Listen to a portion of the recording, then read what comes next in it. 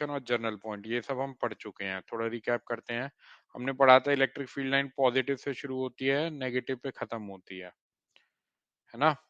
Dipole क्या होता है, इधर प्लस क्यू और इधर माइनस क्यू, क्लियर ना। तो पी किसके बराबर होता है, Q D, where D is the distance between plus and minus. फिर हमने पढ़ा था एट अ जनरल पॉइंट क्या होता है, 2k p by r cube, 2k p by r cube. और इक्वेटोरियल पॉइंट पे क्या होता है, -kp by r cube, clear ना गाइस। और जनरल पॉइंट पे क्या होता है, kp by r cube 1+3 cos square theta, और tan फाई क्या होता है, tan theta by 2, tan phi क्या होता है गाइस, tan थीटा बाय 2। अरे हाँ कि ना।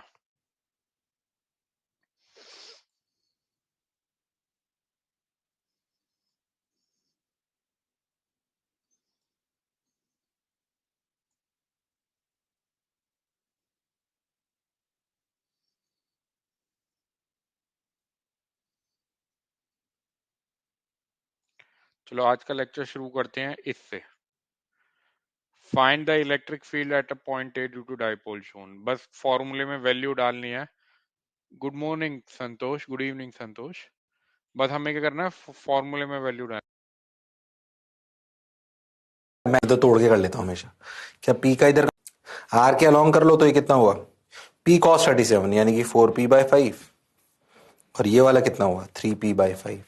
बस 4p/5 के लिए एक्सेस वाला पॉइंट है तो 2 4 2 kp/r क्यूब, तो 2k 4p/5 5 का क्यूब।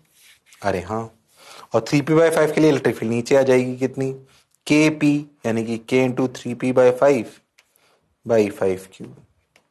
इन दोनों का रिजल्टेंट ही तो आंसर है। अरे हाँ सर, बात तो आपकी सही। देखिए कितना हो गया, ये हो गया 8kp/5 और ये हो गया 3kp/5। इन दोनों का रिजल्टेंट ई नेट, इधर लिख लेता हूं इसको, k 3p/5 that is 3kp/5।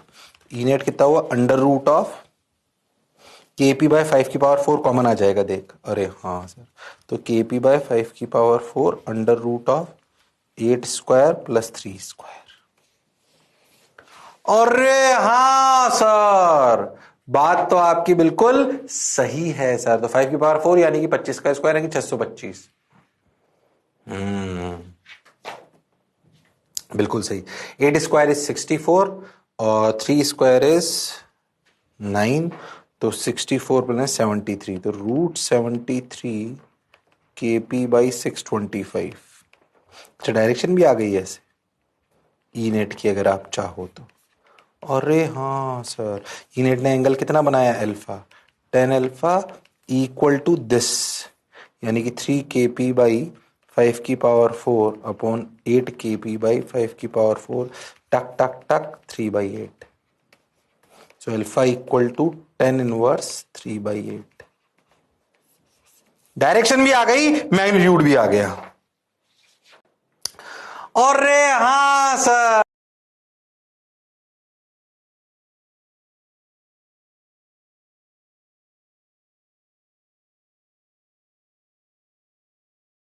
तो बच्चों हमने यहाँ क्या देखा भाई, ई एक्सीएल में थीटा की वैल्यू क्या डाली, 37, और ई इक्वेटोरियल में भी थीटा की वैल्यू क्या डाली, 37, और यहाँ पे के पी ये आ गया, ये आ गया ई नेट, और ये आ गया अल्फा।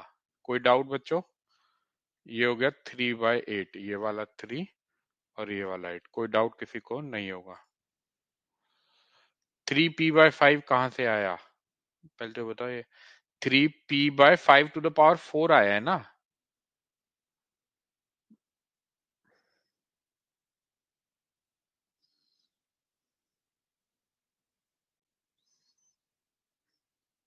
भाई ये देखो, ऊपर वाला बता देता हूँ मैं एक, इसको लिखेंगे 2kp cos 37 कितना होता है, 4/5, और आर क्यूब कितना है, 5 का होल क्यूब है ना। तो कितना हो जाएगा 8kp 5 to the power 4। Similarly sign 37 कितना होता है 3/5। अमित पटेल आया बच्चे?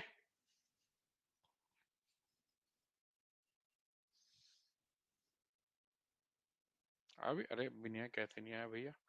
देखो ये वाला देखो, के पी आर की वैल्यू कितनी है 5 क्यूब, और साइन 37 को कैसे लिख देंगे 3/5, तो हो जाएगा 3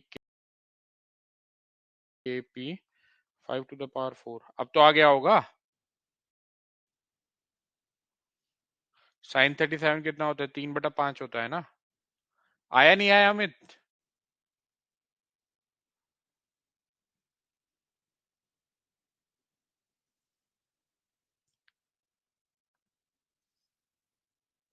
एट स्क्वायर प्लस 3 स्क्वायर, तो 8 स्क्वायर प्लस 3 स्क्वायर कितना हो जाएगा 64 + 9, ये हो जाएगा √73/625। क्लियर ना गाइस? बस ये आंसर आ गया। इसमें बताने का कुछ है ही नहीं, डायरेक्टली फॉर्मूला। सर मेरे आज पेपर में सेकंड अटेम्प्ट जेई का, अच्छा पूरा बता दिया अमित पटेल। हाँ संतोष की राधे, सेकंड अटेम्प्ट था जेई का। कैसा हुआ संतोष तुम्हारा पेपर? कुछ आप लोग घर आके अपने क्वेश्चनों का हिसाब लगा सकते हो कितने बने तुम्हारा? तुम बता सकते हो कितने बने? ठीक था। अच्छा मतलब कुछ जैसे हमारे टाइम पे वो पेपर घर के लिए दे देते थे, तो घर के लिए तो नहीं मिलता ना तुम्हें।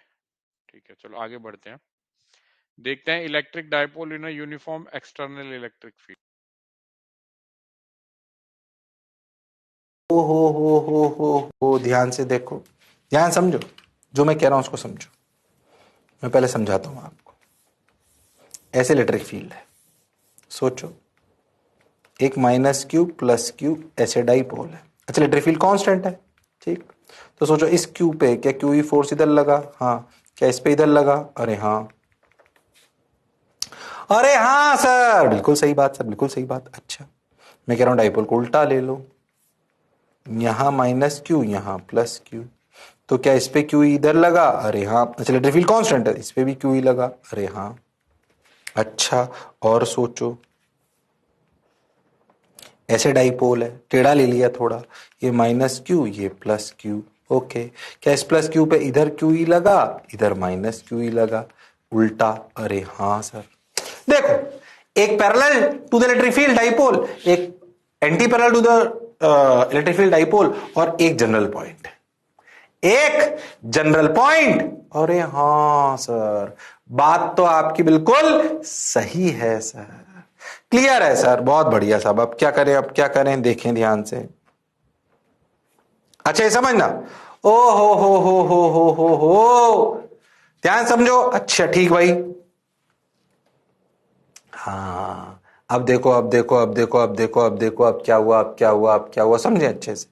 Plus Q minus Q, Q E, ओ हो, ठीक। अगर तुम ध्यान से देखो तो इस वाले केस, इन तीनों केसेस में F net is equal to 0। तीनों पे देखो Q E right left, Q E right left, F net 0 in all the cases. यानी कि हम बोल सकते हैं कि net force equal to 0 on a dipole in uniform electric field. याद रखें भैया, अगर कांस्टेंट इलेक्ट्रिक फील्ड है और यूनिफॉर्म इलेक्ट्रिक फील्ड है तो भैया नेट फोर्स तो 0 होगा, तो भैया नेट फोर्स तो 0 होगा, 1% टेंशन लेने की जरूरत नहीं है। अच्छा तुम ध्यान से देखो, इन दोनों में टाउ नेट भी 0 है, एफ नेट तो 0 है ही, पर टाउ नेट भी 0 है। क्यों? क्योंकि भैया दोनों फोर्सेस एक ही लाइन के अलोंग है। अरे हाँ, पर तुम ध्यान से देखो, इसमें इसमें नेट फोर्स तो 0 है, पर देखो टॉर्क तो है। अगर कभी सुना हो तो टॉर्क कपल टॉर्क है। अरे हाँ, अब सही बताऊं, धीरे धीरे अपन टॉर्क की कहानी में घुस जाएंगे। बेसिक टॉर्क आपको आना चाहिए, सही बताऊं तो अब धीरे धीरे अपन बेसिक टॉर्क की कहानी में घुस जाएंगे। इस वाले डाइपोल को देखो तो नेट फोर्स 0 है, पर ये घूमेगा ऐसे, एक फोर्स इधर एक फोर्स इधर, जिसे आप कपल टॉर्क बोलते हो। अरे हाँ सर, अच्छा ये हमें निकालना आना चाहिए। देखो देखो, ये टॉर्क अपन निकाल लेते हैं। लो आ जाओ, देखो देखो कैसे समझ आएगा बिल्कुल अच्छे से। ये देखो, ये अपना डाइपोल, टक टक टक टक टक टक टक टक टक, ओ इधर QE, इधर QE, ये एंगल थीटा, ये दूरी L मान लेते हैं। अरे हाँ सर, अब नेट फोर्स तो 0 है पर नेट टॉर्क है। अच्छा, तुम्हें पुरानी बातें याद है नहीं याद है मुझे नहीं पता, पर मैं रिवाइज कराता हूं।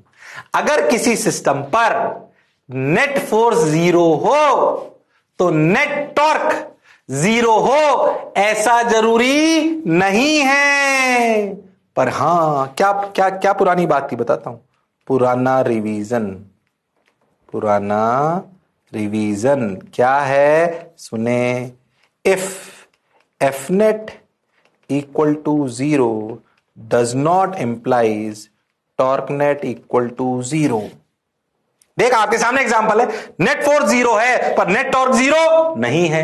यही मैंने आपको बोला कि net force 0 does not imply net torque equal to 0, but F net 0 implies torque net about every point is same। वो 0 नहीं होता, पर वो हर पॉइंट के अबाउट 0 हो भी सकता है, नहीं भी हो सकता, पर 0 ये गारंटी नहीं है। पर गारंटी क्या है कि अगर नेट फोर्स 0 हो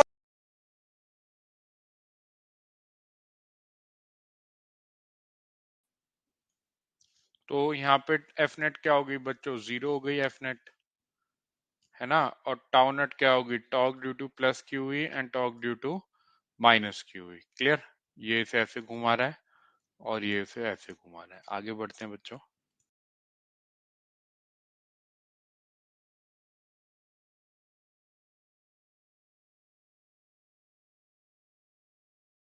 बीच की दूरी 2L ले लेते हैं, तो अपने को ये समझ में आएगा कि ध्यान से देखो, इसको ऐसे देखो आप, एक फोर्स यहां पर QE, एक फोर्स यहां पर QE। अच्छा, ध्यान से देखो, अपन सेंटर के अबाउट निकाल लेते हैं टॉर्क, ये एंगल थीटा मान लेते हैं। ओके सर, ध्यान से देखो, ये दूरी L मान लेते हैं क्योंकि P की जो वैल्यू है वो है 2QL, बिल्कुल सही। ये दूरी अपनी L मान लेते हैं, बिल्कुल। ये एंगल थीटा तो ये भी थीटा। तुम जानते हो टॉर्क क्या होता है, R क्रॉस F। आर और एफ में कितना एंगल, आर हो गया। इसके लिए देखो, इस ऊपर वाले QE का टॉर्क इस पॉइंट के अबाउट, ए के अबाउट। अच्छा, फिर मैं कह रहा हूं आपको टॉर्क अबाउट ए के अबाउट जो टॉर्क होगा, क्या वो हर पॉइंट के अबाउट होगा? क्यों? क्योंकि नेट फोर्स 0 है। नेट फोर्स 0 हो तो हर पॉइंट के अबाउट टॉर्क 0, ये जरूरी नहीं, पर सेम है ये जरूरी है। तो अपन ए मिडिल वाले पॉइंट के अबाउट निकाल लेते हैं, तो हर पॉइंट के अबाउट आ जाएगा। अरे हाँ, तो टॉर्क अबाउट ए क्या हुआ ऊपर वाले का, देखो आर क्रॉस एफ, QE है एफ, आर एस है एल, एल हो गया आर, और देखो उनके बीच एंगल थीटा, तो लिखा गया QEL sine theta. R cross F, और अंदर की तरफ, किधर की तरफ, अंदर की तरफ। अरे हाँ सर, QEL साइन थीटा अंदर की तरफ। अच्छा, प्लस ये नीचे वाले QE का देखो, इसके लिए भी L कितना, L। अच्छा, R कितना, ये थीटा। ध्यान से देखो, ये थीटा तो ये भी थीटा तो ये भी थीटा। ध्यान से देखो, तो R क्रॉस QE, और फिर अंदर आ रहा है, देख R क्रॉस F कर, फिर अंदर आ रहा है, और देख L L QE QE QEL sine theta, फिर अंदर। अरे हाँ, तो देख टॉर्क कितना आया, देख 2QEL साइन थीटा अंदर।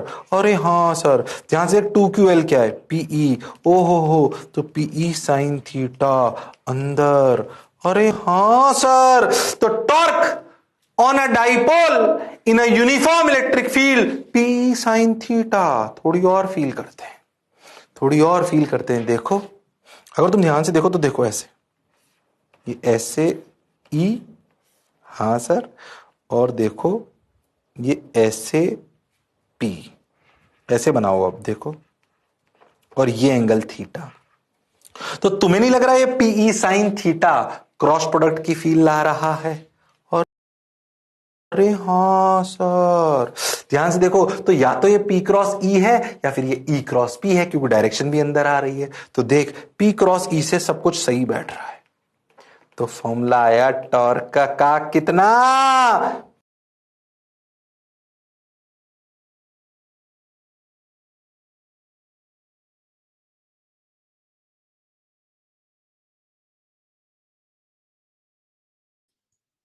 तो टॉर्क क्या हो गया, आर क्रॉस एफ बच्चों, इसे कहते हैं पीई एल साइन थीटा, ये हो गया PE L sine theta, total क्या हो गया 2 PE L साइन थीटा।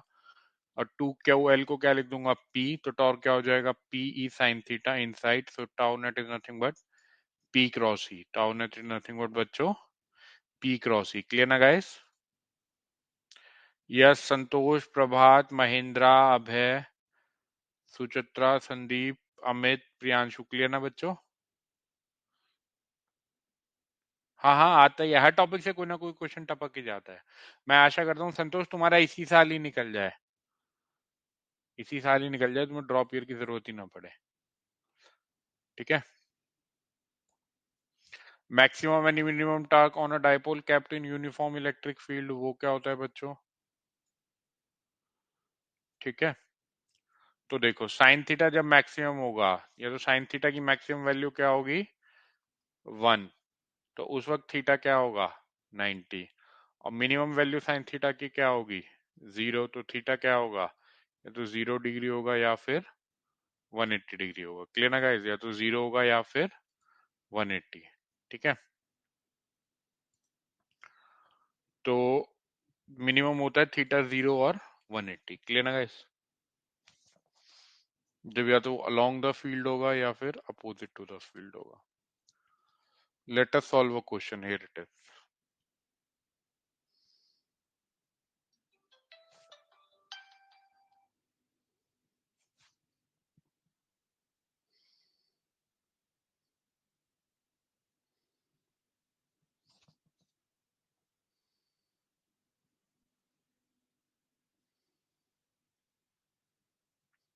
मतलब ये वाला डायपोल है, ये कभी ऊपर जाएगा कभी नीचे आएगा, तो ये ऐसे हो जाएगा, मतलब ये एसएचएम करेगा। देखो ये ऐसे ऐसे एसएचएम करेगा, टिक टिक टिक टिक टिक टिक टिक टिक टिक टिक टिक टिक।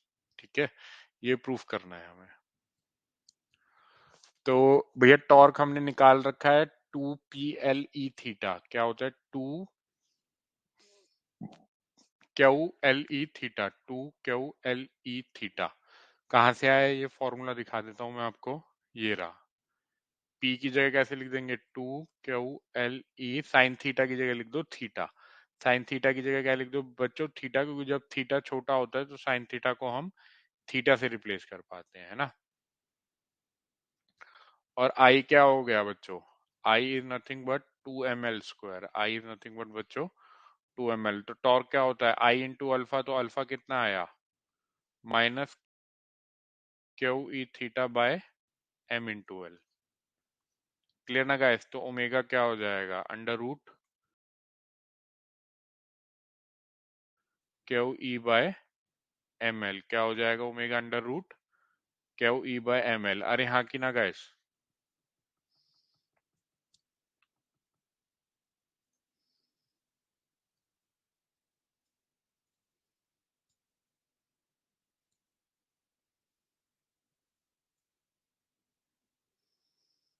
चलो, किसी को डाउट इसमें?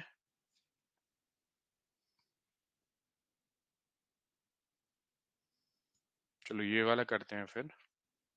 लेंथ 2L है, लेंथ कितनी है 2L है, ये हो गया -Q और ये कितना हो गया +Q, ये एंगल हो गया 53।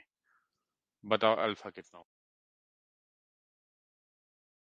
बराबर आई अल्फा का, है ना। टॉर्क बराबर आई अल्फा जानते हो, टॉर्क टॉर्क है, आई क्या है? मोमेंट ऑफ इनर्शिया अल्फा क्या है? Angular acceleration. मान लीजिए अपना एक डाइपोल है 12 लेंथ का, मास m plus Q minus Q, ऐसे इलेक्ट्रिक फील्ड है 53 डिग्री पर और रिलीज कर दिया जाए, क्या इस पर टॉर्क लगेगा? मेरा पहला सवाल, टॉर्क बताओ कितना है? पहला सवाल टॉर्क बताओ, मैं तुमसे करा दूंगा ये सवाल, बोलो टॉर्क बताओ, टॉर्क बताओ, टॉर्क बताओ। सर टॉर्क तो होता है P क्रॉस E, तो P कितना? Q into 2L। E कितना? E not P sine theta, यानी कि अंदर P क्रॉस E अंदर आ रहा है, 2QL E not sign 53। Sign 53 की वैल्यू कितनी सर? 4/5। तो सर आंसर आया, ध्यान से देखो आंसर कितना आया। अपन अगर P की टर्म्स में रख दे तो Q इंटू 2L P हो गया, तो P 4P E not by 5, ये टॉर्क आ गया। अच्छा अब हमसे पूछा है एंगुलर एक्सेलरेशन। एंगुलर एक्सेलरेशन होता है आई अल्फा, टॉर्क बराबर आई अल्फा। आई क्या ये सेंटर के अबाउट घूमेगा? अगर नेट टॉर्क 0 हो तो it will rotate about the axis passing through it centre of mass, तो इस एक्सिस के अबाउट घूमेगा। इसके अबाउट आई कितना? देखो ml square plus ml square. अभी थोड़ा उसी को समझ में आएगा जिसको बेसिक आता हो भैया आई का, तो 2ml square, so 4p e not by 5 equal to 2ml square into alpha. Alpha की वैल्यू आ गई, अब जो भी आनी थी, कितनी आई? 2p e not by 5ml square. अब ध्यान से देखो, इसलिए टॉर्क बराबर आई अल्फा आना चाहिए, आई पता होना चाहिए, तभी कर पाओगे भैया। Torque P cross E use लेना था अपने को, तो भाई रोटेशन भी घुस गया और टॉर्क।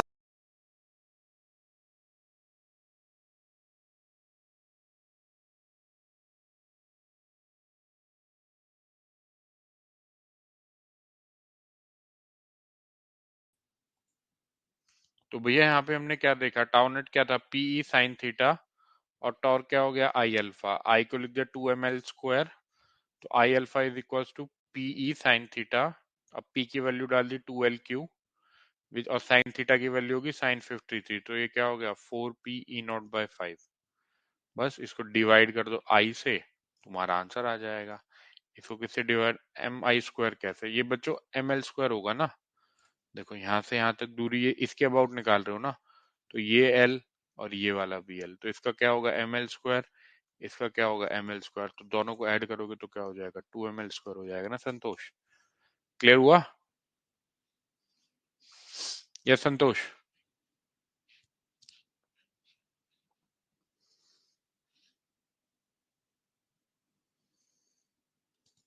दोबारा देखो, ये टॉर्क था आई अल्फा, ये हो गया, सो पीई साइन थीटा, अल्फा क्या हो गया 2p e not 5ml square.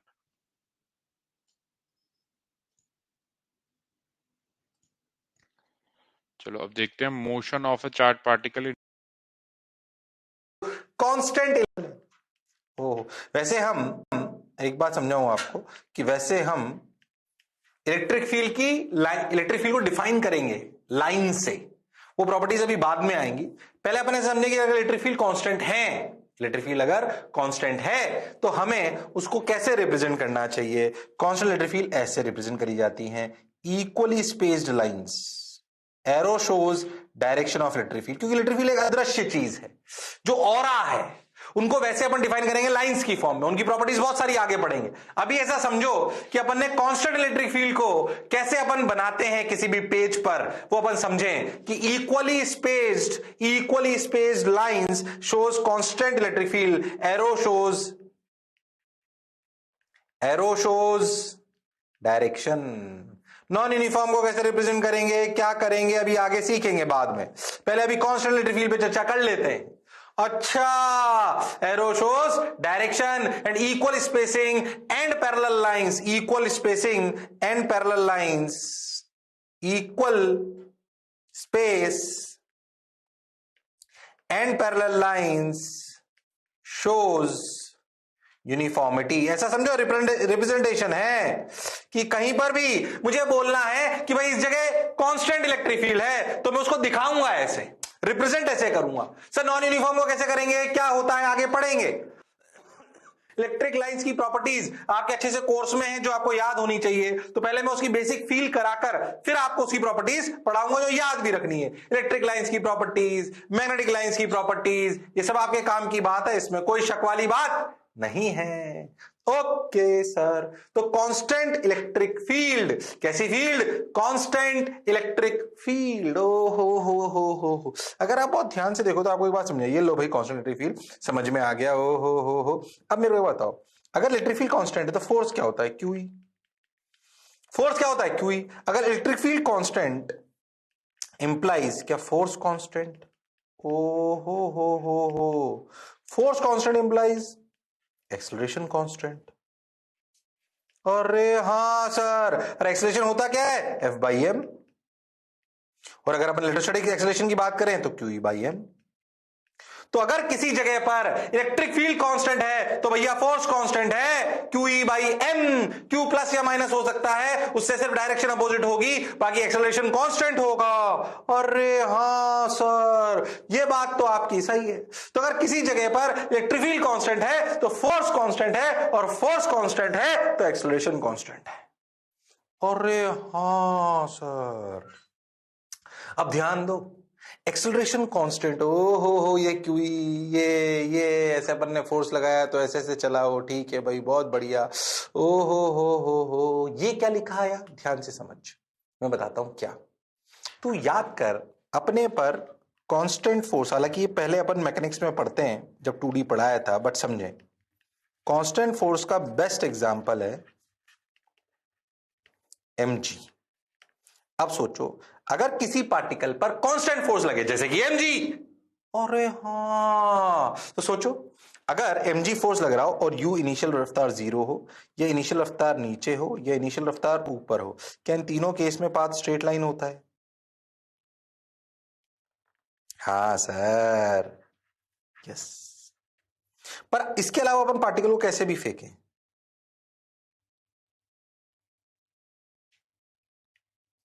क्या पाथ प्रोजेक्टाइल होता है? अरे हाँ ना बोलो। मुझे एक बात बताओ जो तुम्हारे को दिमाग में सेट रखना है, सर ये कहां से आ गया? ध्यान से सुनो, वैसे ये आपको मैकेनिक्स में ही बताया जाता है पर यहां पे भी समझो। mg कांस्टेंट फोर्स है। अब सोचो ग्रेविटी में ध्यान से सुनना, ग्रेविटी में क्या अगर पार्टिकल पर का पाथ सिर्फ दो हो सकता है, या तो स्ट्रेट लाइन या पैराबोला। कभी आपने ऐसे देखा कि आपने पत्थर ऊपर पे ऐसे सर्कल करने लगा, रस्सी नहीं बंधी हुई, खाली हवा में, क्या अपने आप सर्कल ऐसे कर सकता है क्या? नहीं। यानी कि पार्टिकल के जो दो मोशन हो सकते हैं ग्रेविटी में, सिर्फ ग्रेविटी लग रही है और कोई नहीं है, तो पार्टिकल के सिर्फ दो पाथ हो सकते हैं, या तो स्ट्रेट लाइन या फिर पैराबोला। इससे इन्फ्रेंस से प्रोजेक्टाइल नहीं है। दिस इंप्लाइज व्हाट, कि अगर कांस्टेंट एक्सेलरेशन है यानी कि कांस्टेंट फोर्स है, तो पार्टिकल के सिर्फ दो पाथ हो सकते हैं, स्ट्रेट लाइन या पैराबोला। ये जनरल रूल है। अरे हाँ सर, ध्यान से सुनना, हम क्या सीखे, थोड़ी देर के लिए इलेक्ट्रोस्टैटिक्स भूल जाओ, कि अगर कभी भी किसी भी पार्टिकल पर कांस्टेंट फोर्स हो, अरे क्या हो, कांस्टेंट फोर्स, तो भैया उसके सिर्फ दो पाथ हो सकते हैं। कौन कौन से? स्ट्रेट लाइन या फिर पैराबोला। सर ऐसा क्यों? आप ग्रेविटी से कंपेयर कर लो, जो भी पार्टिकल फेंका जाएगा या तो उसका, या छोड़ा जाएगा, उसका पाथ या तो स्ट्रेट लाइन होगा या फिर पैराबोला होगा। इसके अलावा तीसरा कोई पाथ होना संभव नहीं है। हां सर, बात तो आप बिल्कुल सही कह रहे हो, जोरदार कह रहे हो, मौज के साथ कह रहे हो। यस सर, तो एक बात सीखे, when there is a constant force there are only two possible path, straight line and parabola. अच्छा, इससे सीखें स्ट्रेट लाइन कब होगा? जब या तो इनिशियल वेलोसिटी 0 हो, या फिर initial velocity parallel to A vector, और initial velocity anti parallel to A vector. All other cases, parabola कब होगा? All other cases. अरे हाँ, स्ट्रेट लाइन कब होगा पाथ? जब या तो इनिशियल रफ्तार 0 हो, या पैरेलल टू दिस हो, acceleration parallel to G, U parallel to A, और U anti parallel to A. अरे हाँ, पैरेलल टू है और यू एंटी पैरेलल टू है। तो केस वन देखिए बच्चों, आपने जीरो से छोड़ दिया तो एक्सेलरेशन क्या होती है, फोर्स अपॉन मास, है ना। तो फोर्स कितनी लगी, क्यू ई, मास हो गया एम। वेलोसिटी क्या होती है, ए इंटू टी, तो वेलोसिटी होगी Q E by M into T. X क्या होता है, हाफ ए टी स्क्वायर, भाई यू तो जीरो ही है, तो ए की वैल्यू उठाई यहाँ डाल दी। और काइनेटिक एनर्जी क्या होती है बच्चों, half M V square, V की वैल्यू उठाई और यहाँ डाल दी। क्लियर ना गाइस, अरे हाँ कि ना, यही था। तो एक क्वेश्चन सॉल्व करते हैं बच्चों, हियर इट इज, पढ़िए इसे एक बार।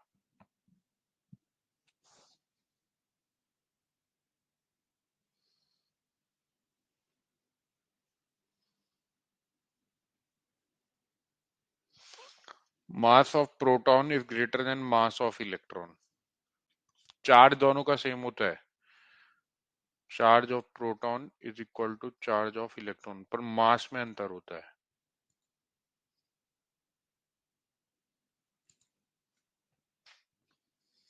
तो हमने क्या करा, इलेक्ट्रॉन जब नीचे गिर रहा था तो इलेक्ट्रिक फील्ड ली थी, प्रोटॉन के टाइम पे उसे रिवर्स कर दिया, है ना। अब कंपेयर करना है दोनों का टाइम। तो बच्चों यहाँ पे हमने क्या देखा, करेक्ट प्रियांशु, तो ई इधर आया है, तो फोर्स क्या होती है, ई इंटू ई। तो एक्सेलरेशन ऑफ इलेक्ट्रॉन कितना हुआ, E into E by M E, और एक्सेलरेशन ऑफ प्रोटॉन कितना हुआ, E into E by M P. Clear ना गाइस, तो acceleration of electron is greater than acceleration of proton. Clear ना guys, तो acceleration ज्यादा है तो टाइम क्या होता है, is inversely proportional to under root A. Time is inversely proportional to बच्चों under root A, so time of proton is greater than time of electron. Clear ना guys,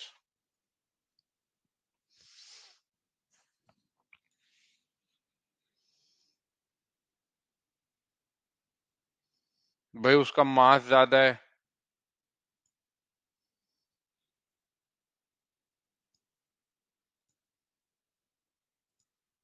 चलो ऑप्शन डी इज करेक्ट। किसी को कोई doubt इसमें,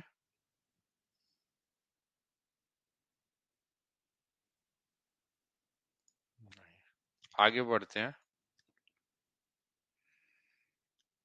velocity किसके बराबर है, एक्स डायरेक्शन में u, और वाई डायरेक्शन में क्या है, Q E T by M.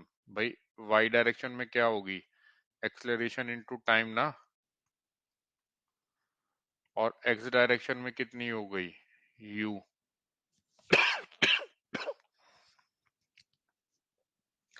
तो v किसके बराबर आएगा, under root U square plus Q square E square T square by M square. Clear ना गाइस,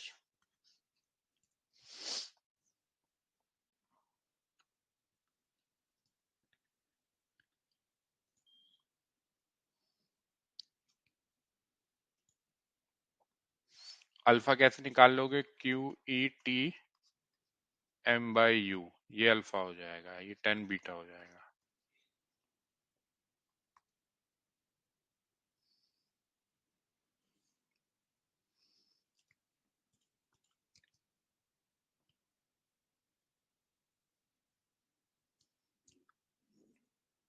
चलो आगे बढ़ते हैं। अगर देखो ग्रेविटी और इलेक्ट्रिक फील्ड एक डायरेक्शन में हुई तो ये क्या हो जाएगा, acceleration is equals to gravity plus Q E by M. Clear ना गाइस, और एक्सेलरेशन क्या होगी, gravity minus Q E by M. अगर ये उल्टी डायरेक्शन में, अगर ग्रेविटी और इलेक्ट्रिक फील्ड सेम डायरेक्शन में है तो दोनों ऐड हो जाती हैं, अगर अपोजिट में है तो दोनों सब्ट्रैक्ट हो जाती हैं। क्लियर ना गाइस, चलो एक क्वेश्चन सॉल्व करते हैं, हियर इट इज, पढ़ो इसे गाइस।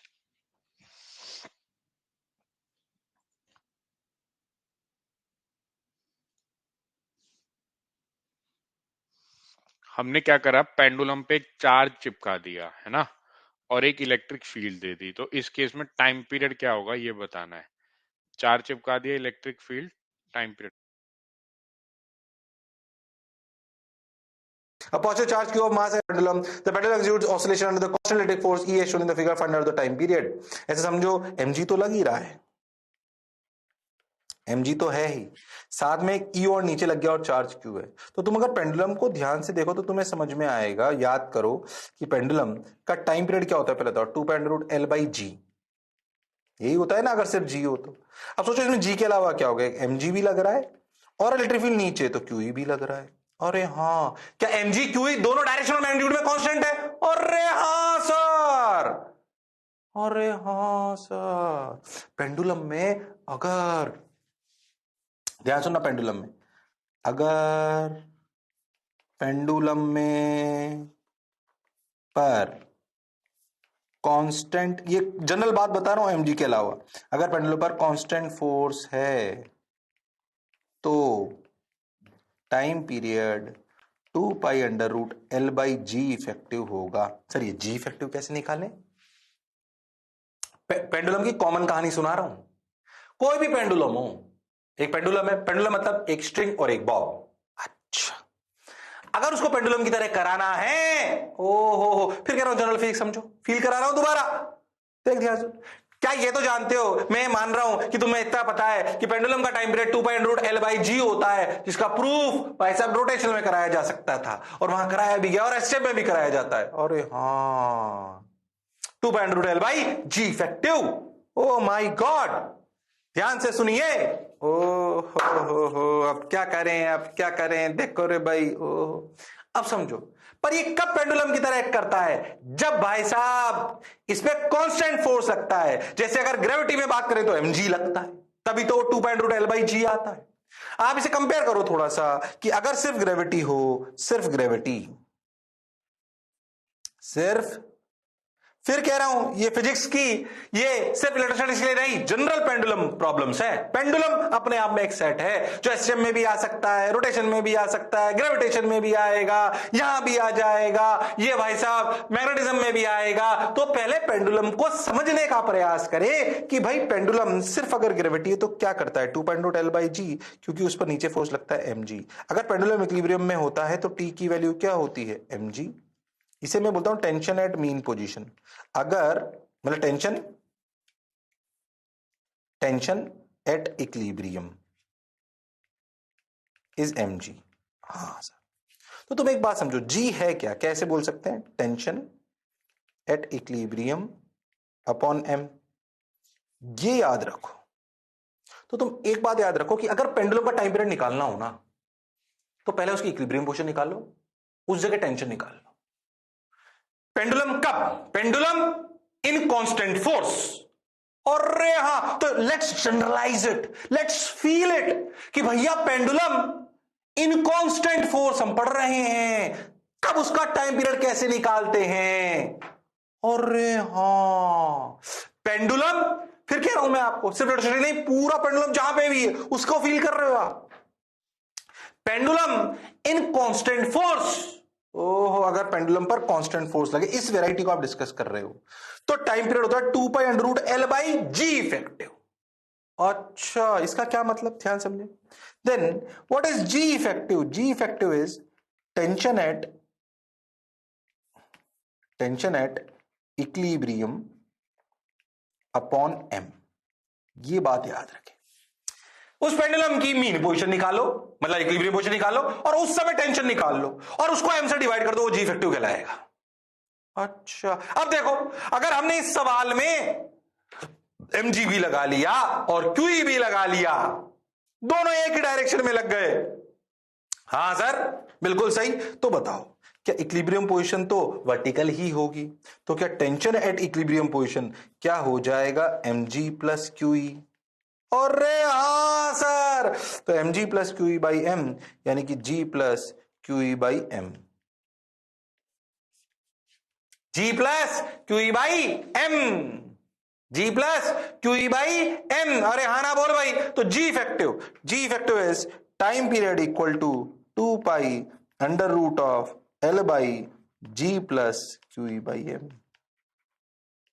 ये कॉन्सेप्ट को याद रखें, ये कॉन्सेप्ट बहुत इंपॉर्टेंट है। हाँ, स्टार कॉन्सेप्ट, कि अगर कभी भी किसी पेंडुलम पर अगर कभी भी किसी पेंडुलम पर कांस्टेंट फोर्स लगे तो उसके पेंडुलम करने का टाइम पीरियड होता है 2.2L/G effective. What is G effective?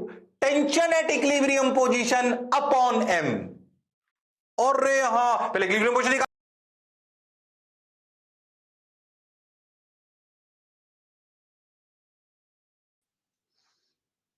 तो फोर्स क्या है? mg plus QE. Force is nothing but बच्चों mg प्लस क्यूई। तो जी इफेक्टिव कितना आया? g plus QE by m। भाई g भी नीचे था और क्यूई बाय m भी नीचे था। क्लियर ना गाइस? तो जी इफेक्टिव हो गया g plus QE by m। क्या हो गया? g plus QE by m। Clear ना गाइस? चलो एक और क्वेश्चन करते हैं। हियर इट इज गाइस, ये इंपॉर्टेंट क्वेश्चन है।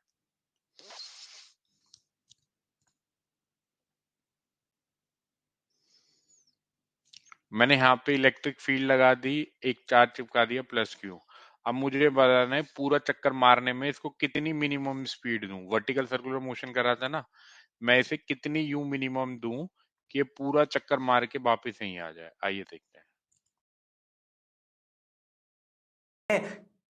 वर्टिकल सर्कुलर मोशन, तेरे को याद हो अगर अपन ने एक चीज पढ़ रखी है, वर्टिकल सर्कुलर मोशन, पिछली बार भी बात करी थी कि अगर किसी भी पेंडुलम के बॉटम मोस्ट पॉइंट पे कितना यू मिनिमम दें कि वो पूरा सर्कल कर ले। पूरा सर्कल याद करो, √5 RG। किसी भी वर्टिकल सर्कल के लिए पार्टिकल को बॉटम मोस्ट पॉइंट पे कितनी रफ्तार दें कि वो पूरा सर्कल कर ले। याद करो वर्टिकल सर्कुलर मोशन √5 RG।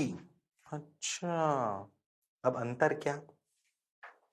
भैया इलेक्ट्रिक फील्ड कांस्टेंट लगा दी नीचे, तो mg के साथ क्या क्या लगने लग गया? QE। और हाँ, अब बताओ यू मिनिमम। अब बताओ यू मिनिमम, ध्यान से सुनना। बाकी कहानी पूरी पहले जैसी है। पेंडुलम लिया, मास m लिया, तो अगर सिर्फ ग्रेविटी होती तो क्या आंसर √5 RG होता? वो तो हम पहले से जानते हैं। याद करके उसको एक फोर्स और वर्क एनर्जी थ्योरम की इक्वेशन लगा के निकालते हैं। हाँ सर। ओ हो। अब सुन, अगर आपको पूछा गया कि बताओ अगर नीचे की तरफ वर्टिकल में आपकी इलेक्ट्रिक फील्ड भी लग रही है। ओहो सर, आपने ऐसा सवाल पहले भी कराया था, वो अलग था जब कूलम्बिक लॉ में पढ़ाया था। वहां पे चार्ज Q था, ध्यान से सुनना। यहाँ पे Q1, यहाँ पे Q2 था। पीछे देखना, हाँ, उसमें इलेक्ट्रोस्टैटिक फोर्स की डायरेक्शन चेंज हो रही थी। KQ1Q2/R²। वो जैसे जैसे पेंडुलम नाचेगा वो KQ1Q2/R² की डायरेक्शन चेंज हो रही थी। अरे हाँ सर, यहां पे नहीं चेंज हो रही है, वो सवाल अलग है, ये सवाल अलग है। This is vertical circular motion in constant force. Yes, this is vertical circular motion in constant force. खैर, हमें तो भाई पहले सवाल बोला कि बताइए यू मिनिमम क्या होगा। चलो मैं आपको पहले पूरा करके बताता हूं, फिर शॉर्ट ट्रिक से फील कराऊंगा। फिर कह रहा हूं इलेक्ट्रोस्टैटिक्स नहीं, आज का लेक्चर भाई साहब फील है। पूरी फिजिक्स में मैकेनिक्स और ये मिलाकर कांस्टेंट फोर्स पर पार्टिकल क्या करेगा, कांस्टेंट फोर्स पर पेंडुलम क्या करेगा, कांस्टेंट फोर्स में भाई साहब आपका सर्कुलर क्या करेगा। ओ हो। आइए जनरलाइज करते हैं, बात को समझते हैं, फील करते हैं। ठीक सर। भाई सर, हमें तो एक बात सिखाई गई थी कि अगर ऐसी सिचुएशन हो तो भाई जहां से टक टक टक टक टक टक ऊपर आता है कौन? पेंडुलम। तो कंडीशन ये है कि tension at upper most point, ये T should be greater than 0 for vertical circle, greater than equal to 0। ये जानते हो, ये पता होना चाहिए वहां से कि अगर वर्टिकल सर्कल करना है तो भाई साहब टॉप मोस्ट पॉइंट पे टेंशन 0 से ज्यादा होना चाहिए, क्योंकि वहां पे सबसे कम टेंशन होता है। अगर वो भी 0 से ज्यादा हुआ तो बाकी सब जगह ज्यादा होगा, और बाकी सब जगह ज्यादा होगा तो सर्कल होगा। तो सर्कल कराने की कंडीशन क्या होती है कि tension at the top most point should be greater than equal to 0, क्योंकि वहां पे टेंशन सबसे मिनिमम होता है। अगर वो मिनिमम भी 0 से बड़ा है तो बाकी सब जगह तो बड़ा होगा ही, तो स्ट्रिंग का स्लैक करना संभव नहीं है। Yes sir. Got your point sir? बात समझ आई सर? अब क्या करें सर? सुनते चलो, बढ़ते चलो, देखो रे भाई, वाह रे भाई, ओ हो, अब सुन। यहां पे अपन मान लेते हैं भाई अपनी रफ्तार u थी, u का मिनिमम ही तो निकालना है। मान लो यहां पे अपनी रफ्तार v हो गई, ऊपर की तरफ सेंट्रीफ्यूगल फोर्स लगा mv²/r, नीचे की तरफ mg लगा और qe लगा। क्या इस जगह टेंशन हो गया T plus mg plus QE equal to mv²/r? क्या टेंशन की वैल्यू आई mv²/r minus mg minus QE? ये बड़ा होना चाहिए 0 से। अरे पर हमें कंडीशन v पे थोड़ी u पे निकालनी है, तो क्या v u की टर्म्स में पता होना चाहिए। v u की टर्म्स में पता होने के लिए भाइयों और बहनों,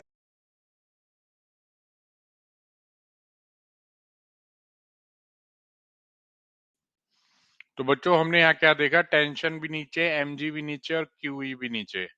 ये किसके बराबर है, mv²/r। तो टेंशन क्या होनी चाहिए, ग्रेटर देन 0। तो mv² minus mg minus QE should be greater than 0। आगे बढ़ते हैं। v और u, v और u में रिलेशन वर्क पावर एनर्जी से ध्यान से देखो। वर्क पावर एनर्जी कैसे करते हैं, work done by tension plus work done by statics plus work done by gravity, okay, is equal to change in kinetic energy, that is half mv² minus half mu²। u और u यहां bottom से लेकर ऊपर तक, bottom से लेकर ऊपर तक अपन क्या लगा रहे हैं, बॉटम से लेकर ऊपर तक अपन लगा रहे हैं वर्क एनर्जी थ्योरम। क्या लगा रहे हैं, work energy theorem. Work done by tension का वर्क डन दूसरा 0 ही होता है, क्यों, परपेंडिकुलर है। ई क्यूई किधर, नीचे, और यहां डिस्प्लेसमेंट किधर, ऊपर, हाँ। क्या क्यूई कांस्टेंट फोर्स है, हाँ। क्या डिस्प्लेसमेंट हुआ ऊपर 2r, अरे हाँ। तो भाई साहब work done by Q is minus QE 2r। What is work done by gravity, minus mg 2r। अरे हाँ सर, mg नीचे 2r ऊपर, ओ हो इक्वल टू यही अपना जो ये है। अब ध्यान सुन, अगर आप बहुत ध्यान से देखो तो mu² को इधर ले आओ और 2 को इधर ले आओ, तो mu² minus 4r mg plus QE equal to mv²। ये समझ आ रहा है क्या? अरे हाँ सर, क्यों ना इस mv² को उठाकर यहां रख दें। हाँ सर रख दो। तो क्या रखा गया, देखो mu²/r minus 4mg minus 4QE minus mg minus QE greater than equal to 0। हो तो देखो mu²/r should be greater than 5mg plus 5QE। हो क्या u is greater than equal to, ध्यान से देखो, m से डिवाइड कर दो, 5rg plus 5QE by mr। अरे हाँ 5rg बिल्कुल का रूट, ध्यान से इसे ऐसे लिख सकते हैं, u greater than equal to under root 5r g plus QE by m। अरे हाँ सर, तू अगर बहुत ध्यान से सोचो तो तुम ये डायरेक्ट लिख सकते थे, 5r g इफेक्टिव। क्या इस सवाल में g इफेक्टिव क्या होता, क्या है g इफेक्टिव, ओ हो सर वही tension at equilibrium upon m। अरे हाँ सर, ये तो वो ही है, सोच के देखो तो भैया वापस जी इफेक्टिव आ गया। तो अगर पेंडुलम, अरे पेंडुलम है तो सर, पेंडुलम ही तो सर्कल कर रहा है, तो अंडर रूट 5r जी इफेक्टिव, जो u मिनिमम है वो होता है अंडर रूट 5r जी इफेक्टिव। अच्छा ध्यान दो, u मिनिमम होता कहां है, इक्विलिब्रियम पोजीशन वाली जगह पर। तो भैया हमने सर्कुलर पढ़ा कौन,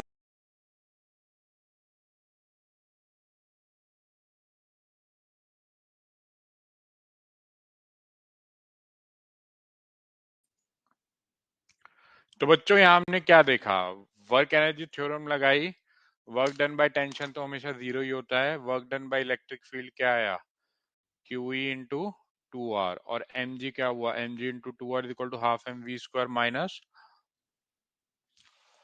हाफ एम यू स्क्वायर। तो आपके पास एक इक्वेशन आ गई, M V square equal to M U square minus 4 R M G plus Q E. Clear ना गाइस? तो ये greater than equal to zero है ना, तो u should be greater than equal to 5 rg plus 5 qer by m, u should be greater than equal to 5 rg plus 5 qer by m। Clear ना guys?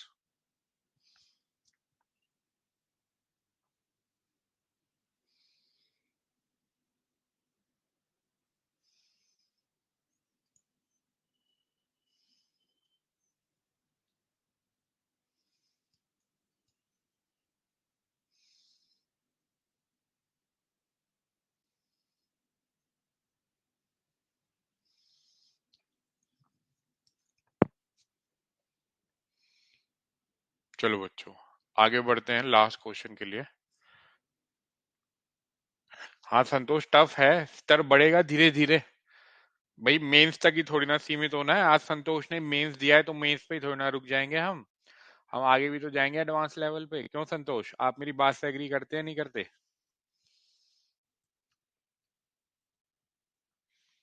ठीक है चलो last question करते हैं, ये वाला क्वेश्चन आसान है, बहुत आसान है, ये पढ़ो एक बार बच्चों, पढ़ लो इसे, मैं आपको पूरा 1.5 मिनट देता हूँ इसे पढ़ने के लिए।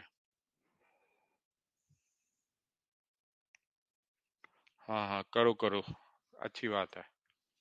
हो सकता है यार, मैं कहता हूँ आईआईटी निकालना बच्चों का खेल है, आईआईटी निकालना बच्चों का खेल है, बच्चे ही तो देते हैं, जैसे मैं नहीं बैठता IIT, I can not give IIT exam, okay. I am 30 year plus guy, I can not give IIT exam, but you guys are kids, इसलिए तो कहते हैं बच्चों का खेल है आईआईटी निकालना। क्यों संतोष, मेरी बात से एग्री करते हो कि बच्चों का खेल है आईआईटी निकालना? बच्चे ही तो हैं, भले ही आप लोग अभी 12th क्लास में हो, स्कूल में आपसे भी नन्हे मुन्ने होते हैं, पर उनसे क्या मतलब, तुम तो किड्स ही हो ना यार।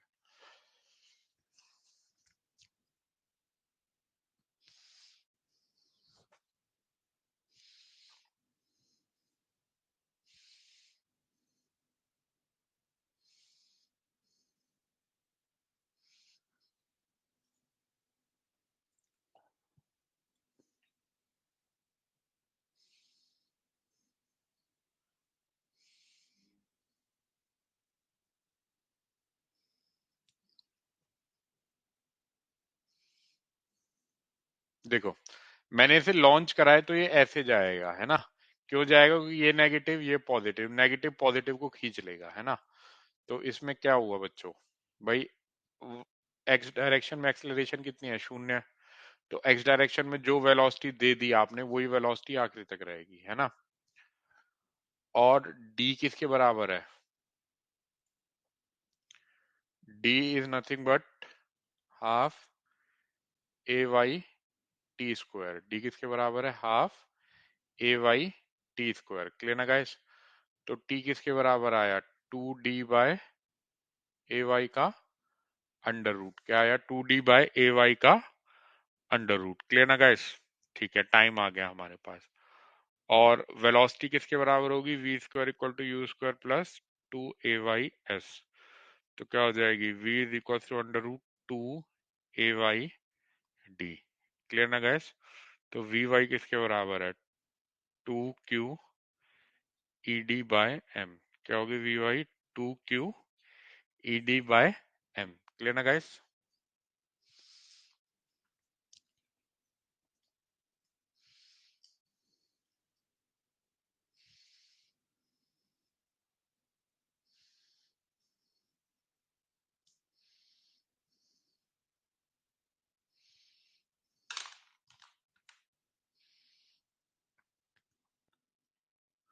बस ये आ गई वेलोसिटी इन वाई डायरेक्शन और ये आ गई वेलोसिटी इन एक्स डायरेक्शन, जो यू ही रहनी है, तो ये आ गया। बताओ इसमें कुछ टफ था गाइस? बस जी की जगह क्या आ गया, क्यू ई बाय एम आ गया, जी की जगह क्या आ गया बच्चों, क्यू ई बाय एम। भाई अमित पटेल को नहीं आया भाई, अमित बच्चे आप थोड़ी एफर्ट डालो, ठीक है? आप एक अच्छे बच्चे लगते हो मुझे, जो मतलब मेहनती लगता है, पर थोड़ा सा बात कैच नहीं हो पा रही। तो आप ऐसा एक काम करो, जो रिकॉर्डिंग मिलती है रिकॉर्डिंग देखो, आपको बाद में नोट्स मिलेंगे उनको देखो, ठीक है? आप कर लोगे, मेरे को आशा है आप कर लोगे, ऐसी कोई दिक्कत वाली बात नहीं है। सब कर लेते हैं यार। 2007 में मैंने करा था, 2007 से लेके अब 2023 आ गया है।